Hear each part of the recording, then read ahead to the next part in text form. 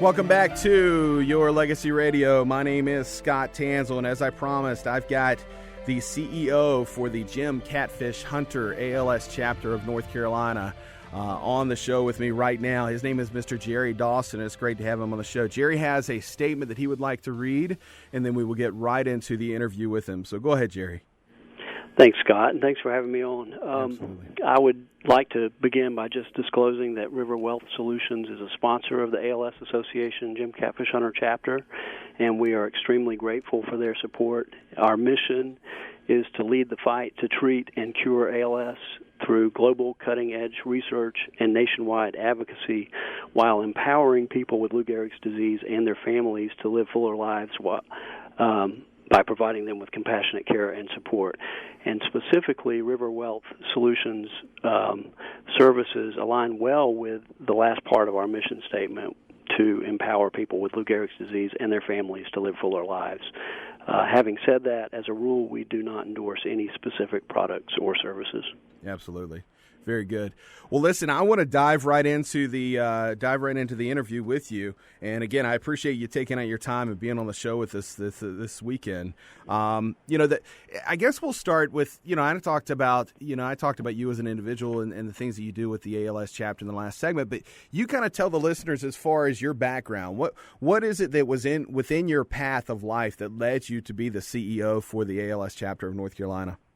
It's strange how things work out in life, and you start down one path and you end up somewhere else. But I started out as a registered nurse in 1995, working in open heart and cardiac ICU for a number of years. Then I went to ER was really big at the time, if you remember that TV show.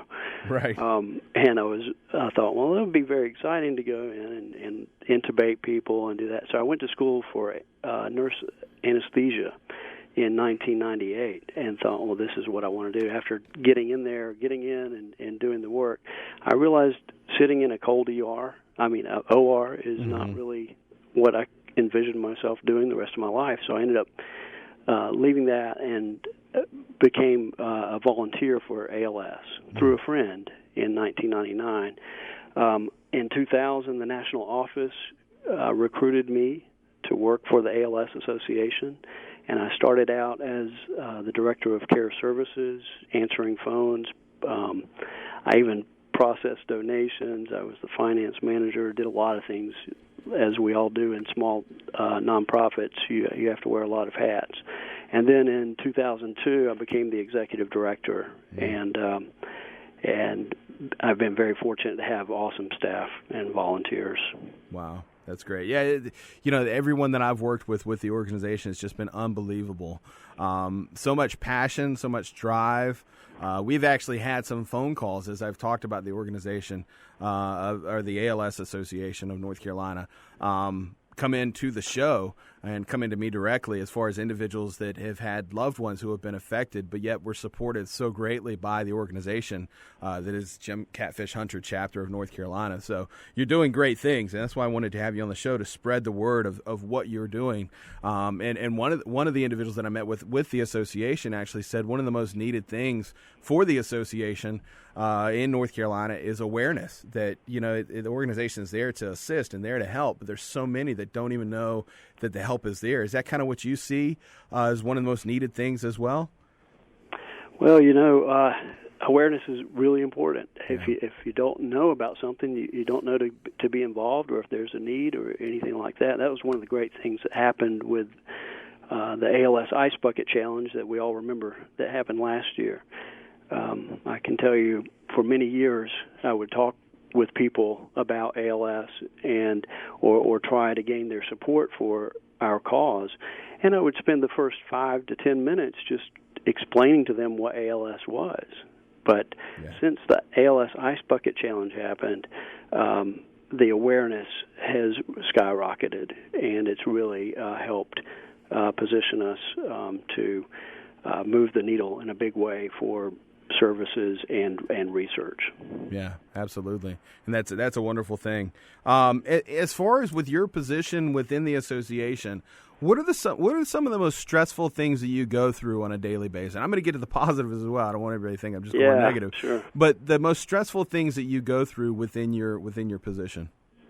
ALS is a terminal disease, and we lose people, and that loss really does take its toll. So you have to do things to make sure that you take care of yourself in that. But I think a lot of people may not realize that running a nonprofit is similar to running a small business in a lot of ways. There are many things that you have to do. You have to have the budget. You have to have staff. And we have other requirements that we have to do, and that's keep our administrative costs very low. That makes it more difficult to recruit and retain good employees. We've been very fortunate over the years to hire really good people throughout North Carolina. Yeah. And they're extremely dedicated. But, I work with I have to maintain a lot of relationships, and that can be with elected officials, business leaders, medical leaders. We work really closely with 5 healthcare systems in North Carolina, in Greenville, Chapel Hill, Durham, Winston-Salem, and Charlotte. I have to make sure that we're in compliance with laws and regulations. I said, the budget. We also have an audit that we have to go through every year. We have a board of directors that are volunteers, and I have to make sure that they are informed so they can be an effective governing body. Right. There's a lot of moving parts. It is. But, I have a lot of responsibility, but I'm not in this alone. Like I said, we have really committed volunteers, and our staff are knowledgeable, and they have the skill set to really make sure that they're doing their job well, and that provides me a lot of comfort. What are some of the most positive things? And it's probably you may have named them, but what are some of the most positive things that you experience in your position? I get asked this question a lot. I think I'm just blessed to be able to make a difference in the lives of people who often describe their circumstances as the most difficult they've ever faced. And so to be in a position to offer that assistance is incredible. So we're here for them throughout the disease process, and that includes their family too. We have staff, they're master's prepared staff in our office and in other areas throughout North Carolina who are trained to help. We offer a lot of services that help them. We fund 5 multidisciplinary ALS clinics throughout North Carolina, and we have 15 monthly support groups that meet to help address the physical and emotional needs that the families have. Not just the person going through the disease, but their caregiver too. I mean, that's an incredible job. So and then there's the financial piece. It's an incredibly expensive disease. So we offer financial assistance to pay for home modifications like building ramps, widening doorways so that they can get in and use their bathroom as the disease progresses. They can use it to pay for in-home care and other things like prescriptions that aren't covered by insurance or Medicare. Wow. Tell me, and I want to get into. And you listed out where the clinics are located. In the next segment, I want you to list those locations again. If someone wants to give of their time or give of their finances to the association, what's the best way for them to do that? Our website is catfishchapter.org. Catfishchapter.org. They can go on there, make a donation right there. They can also click on the link to get involved and fill out our volunteer form, and we have volunteer opportunities all over the place. And so those are 2 ways. They can send us an email at info@catfishchapter.org, or they can give us a call at toll-free 877-568-4347. And that spells out, by the way, 877 Lou Gehrig. Okay. All right, perfect. So again, that's thecatfishchapter.org, and there's a link there where you can click the link and volunteer.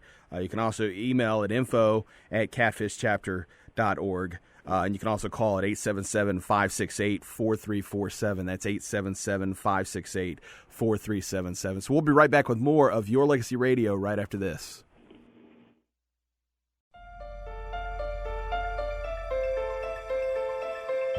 Welcome back to Your Legacy Radio. I am your host, Scott Tansill. As I said in the last segment, I've got Jerry Dawson on the line with me, and he's going through an unbelievable interview as far as the ALS chapter of North Carolina, the Jim Catfish Hunter chapter of North Carolina. If you want more information about the chapter, the ALS chapter for North Carolina, you can go to catfishchapter.org. There's a link on there where you can give of your time or your finances to support the chapter, to support the association, and you can also call them at 877-568-4347. That's 877-568-4377. You know, one of the things that I want to dive into that you talked about briefly in the last segment, Jerry, is the support groups and the clinics that are available within North Carolina. Where are the clinics that are available in North Carolina for individuals affected by ALS? Yeah, so we have clinics, one in Greenville, North Carolina, another one in Chapel Hill, Durham, Winston-Salem, and in Charlotte. Okay, good. And what are some of the things that are done at these clinics? If somebody comes to one of these clinics, what are some of the things that are offered there and support that's given there?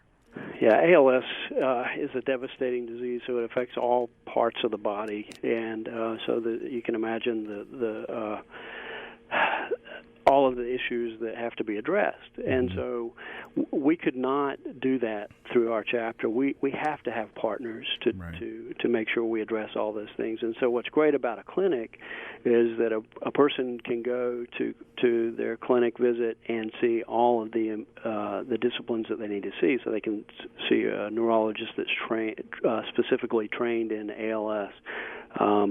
They can participate in research trials. They'll see their respiratory therapist. They'll see a physical therapist, an occupational therapist, and the list goes on. And these are people that are used to seeing patients with ALS, so they're going to have more knowledge than someone would have if they just went in their community and tried to be seen by these disciplines individually. So they work as a team and provide care as a team to make sure that people are taken care of at the highest standard possible. That's perfect. You know, and you touched on something there that is so true, and individuals have to understand this when it gets into certain types of diseases or certain types of medical care. Anytime it goes above your primary physician, you need to find the right doctor to help you with whatever it is you have going on. Because I went through a situation when I was 5 years old. I had a cancerous brain tumor, and I've got a shunt that runs from my head to my heart and just drains fluid.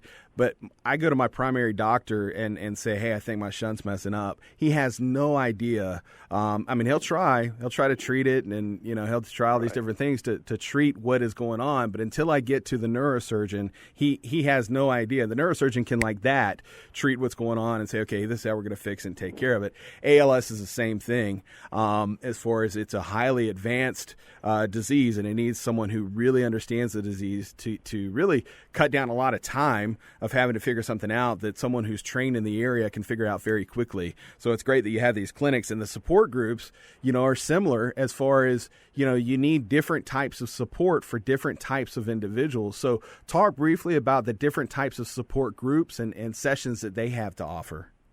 Right. So we offer 15 support groups throughout North Carolina. And there are two main types of support groups. One is considered a resource group. It's kind of a general information type group, open to just everyone to attend and gain that information. And then we have another type of support group for caregivers, specifically for caregivers, and it's only open to them because their needs are different and very individualized. And so they can go to a caregiver meeting, meet other people that are dealing with the same pressures that they are, and find some emotional support. And there's there's something to be said for not going through this alone. Absolutely. It can be very isolating, but if you know that there are others that are going through it, you make those connections, we facilitate that, and we support the entire family through the ALS disease process. Yeah, that's so important. I mean, the last thing, and I know this is probably on the mind of most when they're diagnosed with any type of disease as ALS or ALS as it is as a disease, is to just kind of close down, go home, shut the door, and just stay there. But that's the last thing that an individual should do, because there are things that can be done to help cope with and get through the season they're going to go through with the disease. I think everything happens for a reason, and this organization brings a lot of support and oftentimes some happiness into areas that have nothing else going on that's happy, and nothing else that's going on to smile about. But this organization kind of lightens up those areas. How has being a part of this organization and being so close to this disease in your position, how has it affected you personally? You kind of hit on this just in your statement there. ALS, it will teach you very quickly about what's important in life. And no matter who you are, you can fall into that trap of working so much that you sacrifice the time that you should be giving to other important areas of your life. And so no one wants to be at the end of their life regretting that they didn't spend the time with their family or love their God or their wife, their husband, their children, or spend the time in the community that they wanted to enough. So, and in today's world, we live in a world of technology, and the work-home line that once existed, I think, has been really blurred by technology. People are looking down at their phones more than they're looking up at life. Right. And so we find ourselves really distracted more and more. I feel that that's really what ALS taught me, that we have to find the right balance at all costs. Right.